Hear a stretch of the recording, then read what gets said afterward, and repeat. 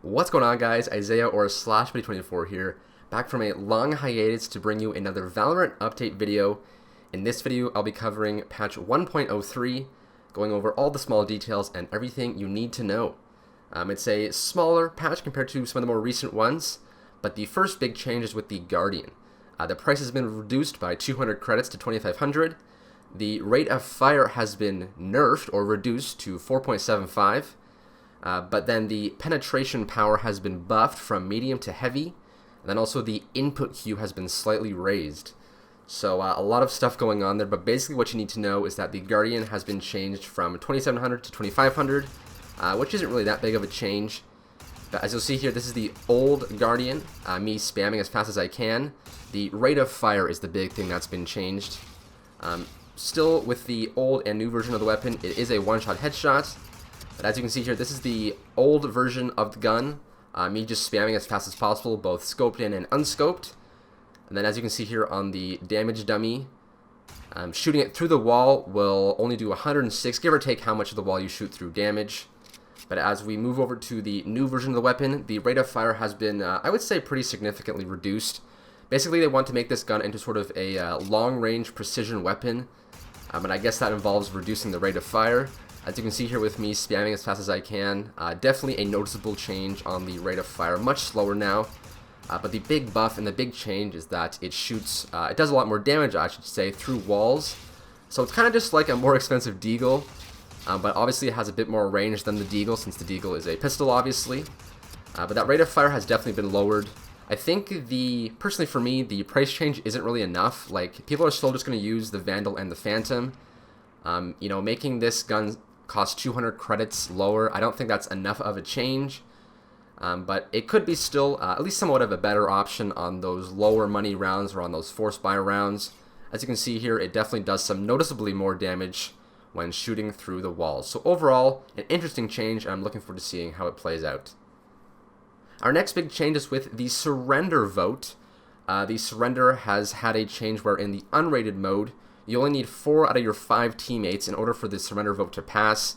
It's still going to stay at a unanimous vote for the competitive ranked mode, but for unrated, you only need 80% of your team to vote, so 4-1 in order for that vote to pass. Additionally, you can now call a surrender vote much earlier, starting at round 5 instead of round 8. So just, I think, a solid overall quality of life change. I know a lot of people still kind of want like a 4-1 vote in competitive mode, but since competitive obviously has an impact on your MMR, your hidden MMR, they're going to leave that at a unanimous vote for now, so a solid change, and looking forward to seeing how that improves my game experience. Another noticeable change is with the overtime rules. Previously, you just played 1 overtime round and then the game ended, but now what will happen is you will play 2 rounds of overtime, switching between attack and defense. If it stays tied after those 2 rounds at 13-13, there will be a vote, and if 6 of the 10 players vote for the game to end in a draw, it will.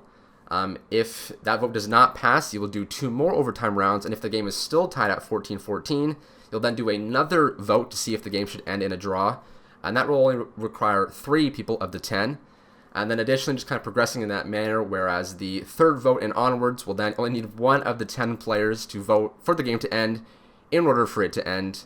I think this is a solid change. I definitely think just the 1 overtime round was kind of stupid and didn't really make a lot of sense. But I think these new overtime rules is definitely a solid starting point. It seems kind of weird to have the vote decay in such a way, like only having 3 out of 10 people after just 4 overtime rounds. That seems a little weird to me, but I definitely think this is going to make games feel a lot better when it goes to overtime. Having just 1 overtime round really made no sense. But I think having those like alternating attack and defense rounds, and having it to where definitely at the more like competitive or higher levels, people are going to like this a lot more, as if you get, say, offense on a more defense-sided map for that 1 overtime round, it just felt kind of bad. So overall, I think this is a solid change, and I'm looking forward to seeing how it plays in my competitive matches. Aside from that, just some other minor changes, some minor map updates, you know, general bug fixes as there always is, removing some spike stuck spots on a variety of different maps, and just a bunch of miscellaneous bugs. You always kind of get that in every Valorant patch. Also, an update for the mode Spike Rush. I don't play this mode at all, But if you do, there is some new little gameplay mechanics involved with that, with some wolves or something. I'm not too familiar with it, so I don't really know how to analyze this. But then aside from that, some general bug fixes, like I mentioned, for Cypher, who gets a lot of bug fixes these days, and some other, minor issues. Still some bugs that are sort of wanting to work out, and hopefully we can see those changed or fixed in a upcoming patch.